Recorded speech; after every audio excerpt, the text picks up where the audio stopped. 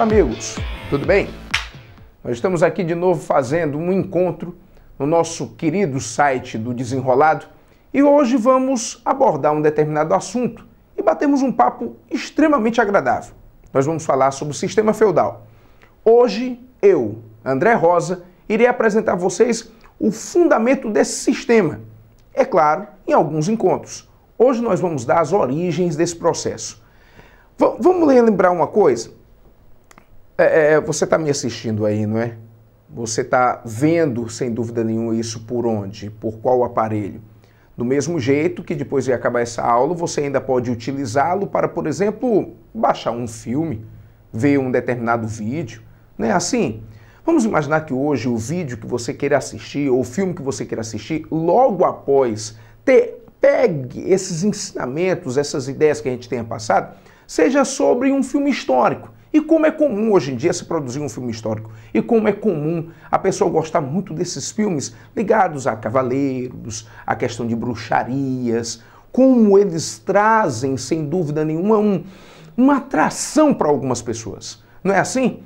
Pois tudo, no final das contas, tem envolvimento com esse assunto aqui.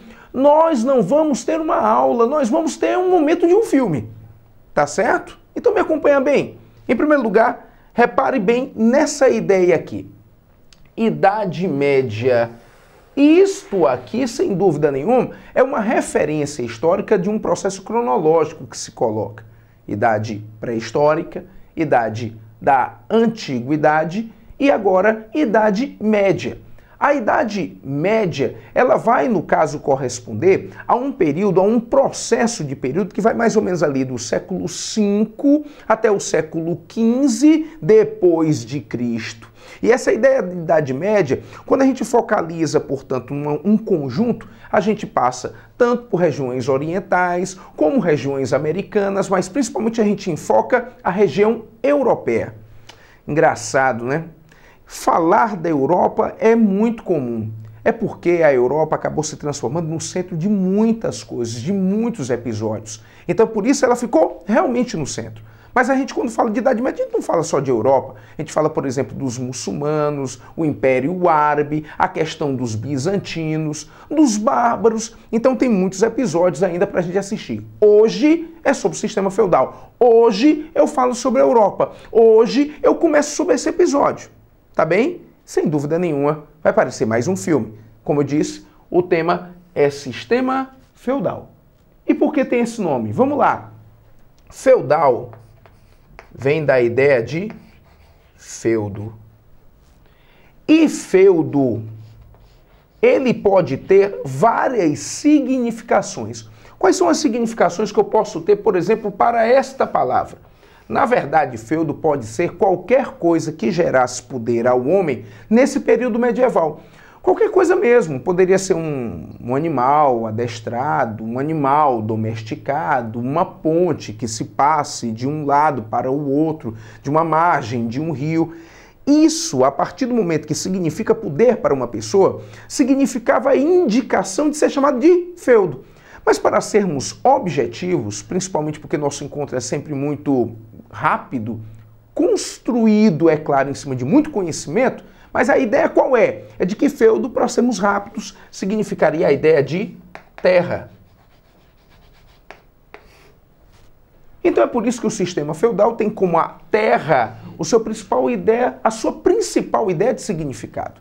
Então, a terra lembra o feudo e o sistema feudal lembra um processo de produção ligado a essa terra, certo? E por isso a gente dá o nome de feudalismo, um sistema do período medieval ligado à área europeia como um sistema de grande exploração do setor da terra. Por isso a produção ser agrícola, por isso a produção ser ligada à subsistência. Então, no final das contas, um primeiro momento a gente já conseguiu passar, que é a ideia da definição, porque as terras agora vão ser extremamente valorizadas, já que setores, principalmente de cidades, setores de comércio, nesse período vão começar a ser escanteados, mal lembrados, não vão ser valorizados, e sim a terra que a pessoa está morando, que está ficando. Tudo bem? Outra coisa que é bom lembrar, como é que esse feudalismo começa a aparecer? Quais são as origens desse processo? As origens são principalmente essas daqui. as crises romanas, porque o império que existia anterior era o Império Romano, aquele império grandioso.